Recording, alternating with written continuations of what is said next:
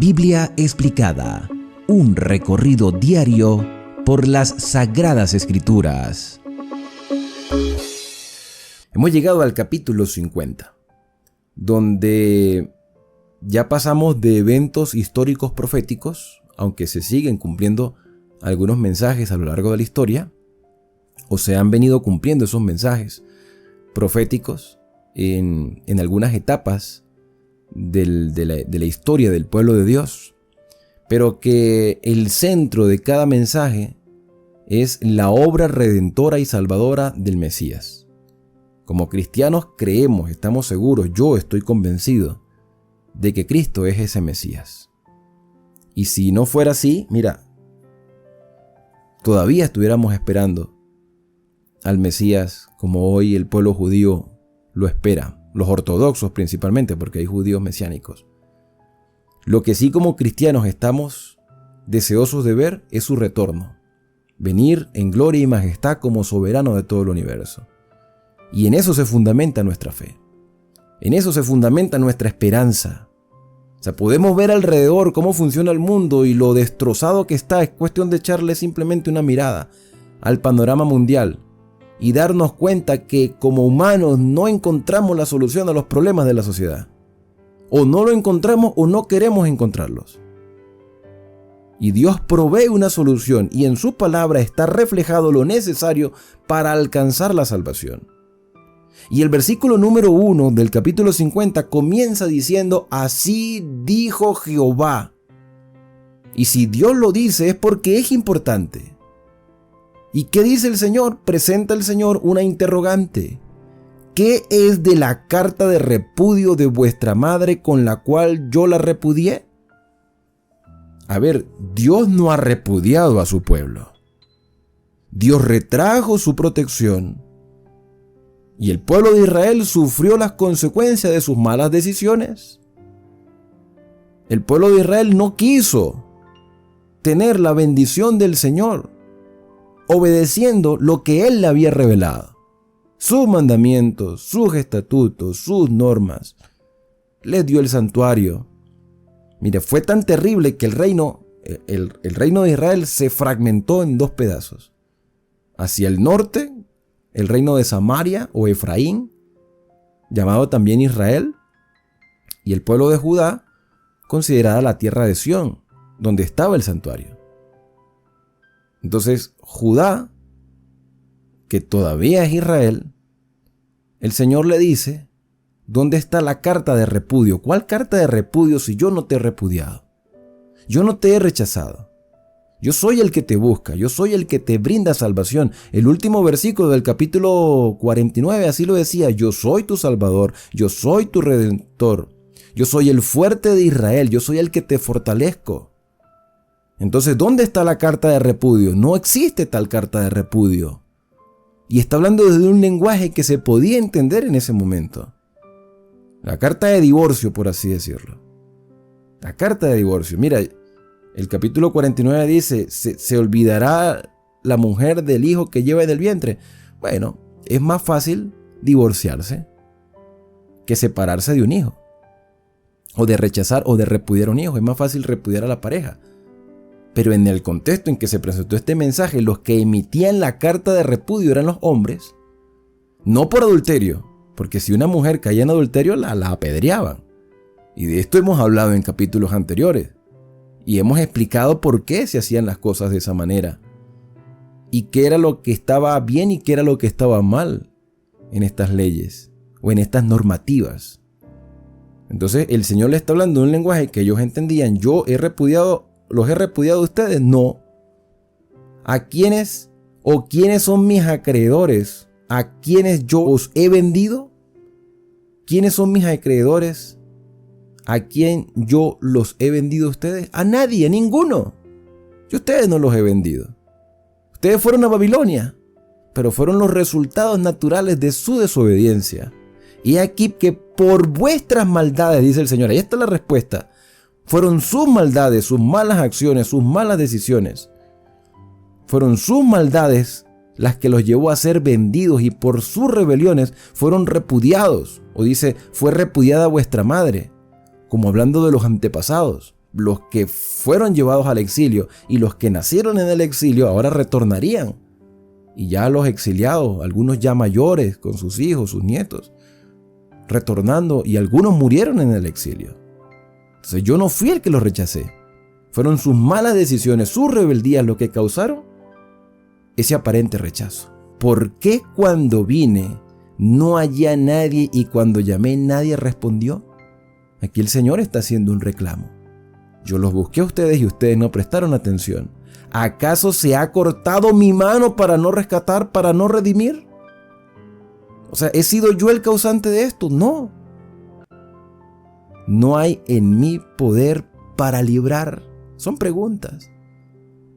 ¿Será que yo no les puedo librar a ustedes? Por supuesto que sí. Y aquí que con mi reprensión hago secar el mar, convierto los ríos en desierto, sus peces se pudren por falta de agua y mueren de sed. ¿Sabe que yo escucho hoy a personas por qué Dios no acaba con la maldad, o por qué Dios no evita los accidentes, o por qué el Señor no acaba con el hambre en el mundo? ¿Tú crees que Dios ya no ha hecho todo eso? ¿Tú crees que Dios no nos ha librado de la muerte en muchas ocasiones? ¿Tú crees que el Señor no nos ha provisto en medio de la necesidad? Claro que sí. Pero ¿por qué sigue habiendo maldad, muerte y accidentes en el mundo, y maldades tan terribles y tan degradantes que no vale ni siquiera la pena de mencionar porque ya las sabemos? ¿Por qué Dios permite eso? Por la dureza de nuestro corazón, porque somos nosotros los causantes de esos males. Y Dios nos da la libertad de tomar decisiones, porque Dios no tiene robots, máquinas que controla. Nosotros podemos ser dirigidos por el Señor si aceptamos su voluntad. Él nos da la libertad de elegir. Y así que yo como padre, cuando ya mi hijo tiene una independencia, yo no puedo dominar sobre él, pero mis consejos serán aceptados si él quiere aceptarlos. Si me respeta, si me ama y si considera que mi consejo es importante en su vida. Pero no puedo obligar a mi hijo a hacer algo, porque él toma sus propias decisiones cuando ya tiene la edad para hacerlo, y el Señor desea que tengamos madurez espiritual para que entendamos su voluntad. Él dice: yo puedo secar el agua del mar y puedo acabar con los peces para que se mueran de sed. Es una manera de decir: yo tengo el poder de todo, si quiero hacerlo lo hago, no hay nadie que me limite. Pero en mi amor te he dado la libertad de elegir. Versículo 3: visto de oscuridad los cielos y hago como silicio su cubierta. Jehová el Señor me dio lengua de sabios para saber hablar palabras al cansado. Y aquí nuevamente aparece el Mesías. El Señor me ha dado lengua de sabios, palabras que son como espadas de doble filo, decía el versículo o el capítulo 49. Es una lengua de sabios. No es una espada para destruir, es para sanar, es para quitar lo mal que está dentro de nosotros, para saber hablar palabras al cansado. Despertará mañana tras mañana, despertará mi oído para que oiga como los sabios. Y eso fue precisamente lo que vino el Señor Jesús a hacer cuando estuvo aquí en la tierra. Jehová, dice el versículo 5, Jehová el Señor me abrió el oído y yo no fui rebelde ni me volví atrás. O sea, el Mesías cumplió la obra de la deidad. Di mi cuerpo a los heridores. Si desde los capítulos anteriores veníamos viendo a Ciro como un tipo de Cristo, aquí está hablando directamente de Cristo. Está hablando directamente del Señor. Se concentra en el Mesías que habría de venir y vino, que lamentablemente algunos todavía siguen esperando. Pero Él ya vino. Y dice el versículo número 6, di mi cuerpo a los heridores y mis mejillas a los que mesaban la barba. No escondí mi rostro de injuria y de insultos. Vamos a ver cómo lo dice la versión Reina Valera 1995. Vamos a ver otra versión por acá. Hay más versiones. Escupitajos. Afrentas y escupitajos. O sea, el Señor fue maltratado, burlado, golpeado, insultado. Esto lo vamos a reforzar aún más cuando lleguemos a el capítulo 53. Porque Jehová el Señor me ayudará, por tanto no me avergoncé Por eso puse mi rostro como pedernal. El pedernal es una piedra dura, que se utiliza para golpear. Y el Señor Jesús soportó todos los golpes y todos los pecados. O sea, el Señor cargó nuestros pecados, portó. En el antiguo Israel, en el santuario, se hacían sacrificios y simbólicamente el pecador arrepentido transfería su pecado al animal. El animal moría por el pecado que el penitente había confesado. Era una sustitución. Una vez que el animal había muerto, esos pecados eran transferidos al sacerdote. El sacerdote se contaminaba con los pecados del pueblo de Israel. Pero el sacerdote debía hacer una purificación por sí, por su casa, por su vida. Y transfería los pecados que pasaron del penitente a la víctima, de la víctima al sacerdote, hasta llegar al santuario. Y el santuario es la representación del trono de Dios, de la majestad de Dios. Es una maqueta del santuario que está en el cielo. Entonces, mis pecados son transferidos a Cristo, que es como un cordero llevado al matadero. En la cruz del Calvario, Cristo asumió los pecados de toda la humanidad. Ahora, aquellos que aceptan ese sacrificio son perdonados. Aquellos que lo rechazan serán condenados porque no valoraron el sacrificio del Mesías. Cuando el Mesías resucita, entonces Él lleva su justicia al santuario, pero nuestros pecados contaminan el santuario. Parece una cosa incongruente, pero es verdad. Nuestros pecados contaminan el santuario, porque nosotros pertenecemos al reino universal de Dios. Y esta tierra se ha rebeldizado contra la voluntad del Señor. Por tanto, Él debe hacer una obra de purificación, porque esta tierra pertenece al gobierno divino. Y si sigue habiendo pecado y maldad en esta tierra, entonces el santuario se está contaminando. Pero el Señor purifica con su justicia el santuario celestial. El Señor me ayuda, por tanto no me avergoncé. Puse mi rostro como pedernal, soportando los dolores. Y sé que no seré avergonzado. Cercano está de mí el que me salva. O sea, Jesús es Dios, pero se hizo hombre y tuvo que vivir como hombre y no utilizó su poder divino para su propia necesidad o para satisfacer sus necesidades personales. De hecho, Satanás lo tentó en el desierto para que convirtiera piedras en pan. Y el Señor tenía el poder para convertir piedras en pan. Si multiplicó panes para alimentar a más de 5,000 personas. Él tenía el poder para convertir piedras en pan, pero no lo hizo porque se humilló a sí mismo y tomó forma de siervo y se aferró al Padre. Entonces aquí dice, cercano está el que me salva. ¿Quién contenderá conmigo? Juntémonos. ¿Quién es el adversario de mi causa? Acérquese a mí. El Señor está haciendo un llamado. Por eso es que el libro del profeta Isaías es un evangelio donde se nos llama a salir de Babilonia y a formar parte del pueblo de Dios. Y aquí que Jehová el Señor me ayudará. ¿Quién hay que me condene? Lamentablemente hay muchas personas que condenan la obra del Señor. Pero esa condenación de una obra divina es nuestra propia condenación. Porque entonces, ¿dónde está nuestra esperanza? ¿Dónde está nuestra confianza? Porque igual este mundo no nos ofrece sino placer momentáneo. ¿Quién hay que me condene? Y aquí que todos ellos se envejecerán como ropa de vestir, serán consumidos por la polilla. Hermanos, nosotros somos mortales. Nosotros vamos a morir en cualquier momento. Tenemos que darnos cuenta que nuestra vida está en las manos del Señor. O sea, si Dios no existe, si esto no es real, si el Mesías, si Cristo no pagó el precio de la humanidad, si Cristo no está intercediendo por nosotros, si el Señor no retornará por segunda vez, entonces nuestra vida, nuestra fe y todas nuestras esperanzas no tienen ningún tipo de sentido ni valor. Estamos aquí perdiendo el tiempo. Igual estamos perdiendo el tiempo haciendo cualquier cosa porque somos mortales. El Señor dice, ustedes envejecerán. Y esa es nuestra realidad. Ese es nuestro destino, envejecer y morir. Pero en Cristo tenemos esperanza de vida eterna, de juventud eterna, de renovación, de cambio de mentalidad. para vivir en un mundo donde ya no habrá pecado, ni contaminación, ni maldad, donde todo lo habrá hecho nuevo.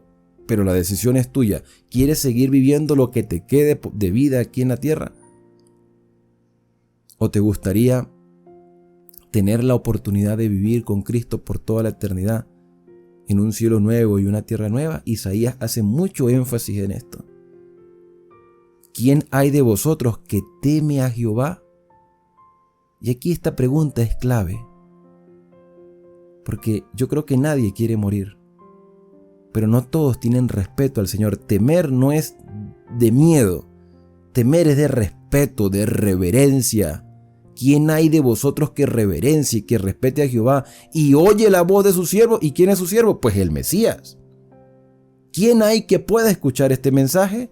El que anda en tinieblas y carece de luz, confíe en el nombre de Jehová y apóyese en su Dios. Este llamado es para todos nosotros. Si estamos en tinieblas, ¿cómo sabemos que estamos en tinieblas? Porque pues yo creo que la mayoría de las personas que ven estos videos son creyentes o que tienen una noción de la existencia y de la voluntad del Señor. Entonces, ¿cómo puede ser que se esté hablando de tinieblas si le está hablando al pueblo? Está hablando a los hijos del Señor, a los herederos de las promesas. ¿Cómo sabemos que estamos en tinieblas o que estamos en Babilonia? A la ley y al testimonio. Si no hablan conforme a esto, no les ha amanecido. Vamos a ser sinceros, le estamos prestando atención a los mandamientos del Señor y hemos aceptado por fe la justicia de Cristo, que Él mismo dijo: yo no he venido a abolir la ley, he venido a cumplir. Porque ni porque pase el cielo ni la tierra, ni una jota, ni una iot, ni una tilde, ni un ápice pasará de la ley. El Señor le dice hoy a los que están en tinieblas, aquellos que carecen de luz y de entendimiento: confíen en el nombre de Jehová y apóyense en su Dios. ¿Sabe que yo he dicho cosas a lo largo de todos estos capítulos? Hay 3 capítulos de todos los que hemos venido estudiando que algunos han expresado su descontento con respecto a la interpretación. Yo no puedo hacer nada, hermano. Mire, yo he reevaluado las temáticas y confirmo que lo que dije en su momento es la verdad presente. Quizás cuando volvamos a retomar el tema, ampliaremos más. Quizás en algún momento dije un nombre equivocado. En algún momento mencioné una tribu equivocada al momento de explicar la historia del pueblo de Dios. Pero con respecto a que si Cristo es Miguel, yo no voy a cambiar mi posición, porque tengo la seguridad de que Miguel no es un ángel. Ese ángel o arcángel Miguel es un título que solamente se le adjudica a Cristo, y Cristo es Dios. Miguel, el que libra a su pueblo. Miguel, que es como Dios. Cuando lleguemos al capítulo número 12 de Daniel, veremos la descripción de Miguel mucho más detallada. También analizamos el juicio retributivo de Números 31 y a algunos no les gustó, pero esa es la verdad. Y hoy en día parece que está muy de moda estudiar el capítulo número 19 de Josué, porque hay videos que le dan mucho énfasis o son muy amarillistas con respecto a lo que se describe en el capítulo 19 de Jueces.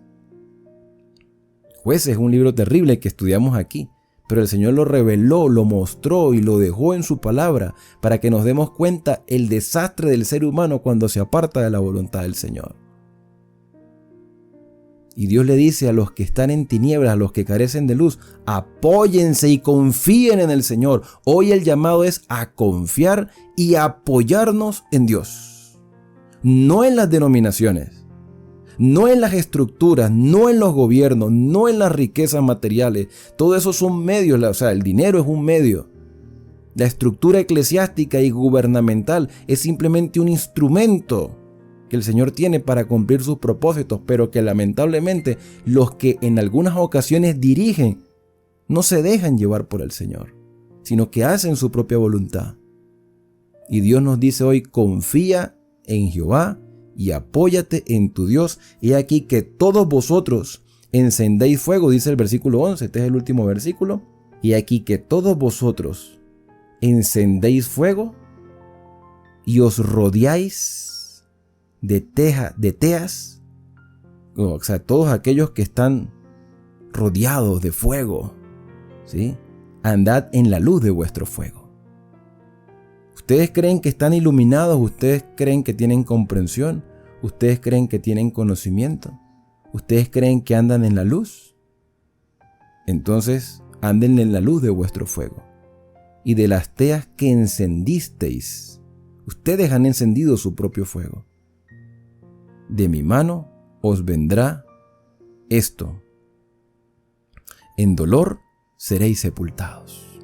Qué triste, ¿verdad? Qué triste que algunas personas piensen tener el conocimiento de la voluntad del Señor cuando en realidad han hecho todo lo contrario. Porque no se han dejado dirigir por la palabra. Porque no se han dejado transformar por el Espíritu. Porque han confiado en sus estructuras. Yo no tengo nada en contra de ninguna denominación religiosa. Nada, hermano. Algo bueno tienen cada una de ellas. Pero uno de los factores comunes en todas las iglesias es el orgullo. Yo tengo la verdad y punto. No, o sea, Dios le revela su voluntad a todos y tenemos que unirnos. Dejarnos guiar por el Espíritu Santo. La historia del cristianismo confirma de que Dios revelaba su voluntad y daba más luz a medida que le iba revelando. Y no contradecía lo que había dicho antes. Hay una gran verdad en cada iglesia. Pero lamentablemente nos hemos dejado llevar por la estructura, nos hemos dejado dominar por el orgullo y no hemos querido unir esa verdad presente para proclamarla al mundo, para vivirla y para entender que Dios tiene el control de todas las cosas. ¿Tú qué estás dispuesto a hacer y en quién confías en este momento? ¿La llama que estás encendiendo es tu propio fuego o es fuego del Espíritu Santo? ¿Es tu propia antorcha o es la antorcha que el Señor nos ha dejado a través de su palabra? El Señor dice, si tú quieres seguir con tu propio fuego, pues sigue con tu fuego. Pero te vendrá esto, en dolor seréis sepultados, te traerá muerte. Es una luz artificial, no es una luz real. Y el Señor quiere darte la verdadera luz. Jesús dijo que nosotros somos la luz del mundo, pero Él es la verdadera luz, porque nosotros somos sus luminarias en este mundo. La luz que se refleja en nuestra vida es porque el Señor la ha proyectado, porque Él es la luz, la proyecta en nosotros para que seamos la luz en medio de las tinieblas, pero no es nuestra propia luz, es la luz del Señor. Y eso debe fortalecer nuestra fe y llenarnos de esperanza en este día. Yo quiero invitarte a que me acompañes en oración y vamos a dejarnos dirigir por el Espíritu Santo. Oremos. Querido Padre, Dios Todopoderoso, Creador del cielo y de la tierra. Señor, tenemos muchas cosas que aprender. Señor, no queremos tener una luz artificial. No queremos encender antorchas con nuestra propia fuerza. Queremos que seas tú, Señor, el que nos ilumines y que sea la luz del Espíritu Santo la que nos encamine por el sendero de la rectitud y que podamos decirle a otras personas que tú eres el camino, que tú eres el Redentor, que tú eres el más interesado en nuestra salvación. Perdónanos, Señor, si hemos rechazado la verdad presente y permítenos vivir a la altura de lo que tú nos has revelado. Son agradecimientos que hoy te hacemos en el santo y bendito nombre de Cristo Jesús. Amén. Bien, y ahora al despedirnos decimos a cada uno, Dios te bendiga y te guarde. Haga resplandecer Dios su rostro sobre ti y tenga de ti misericordia. Dios alce sobre ti su rostro y ponga en ti paz. Nos vemos en una próxima oportunidad aquí en Esperanza, el canal de las Sagradas Escrituras. Yo soy Alexander Suárez. No olviden suscribirse a este canal de Esperanza y comparte este mensaje con tus amigos, familiares y conocidos. Que el Señor guíe tus pasos a lo largo de todo este día.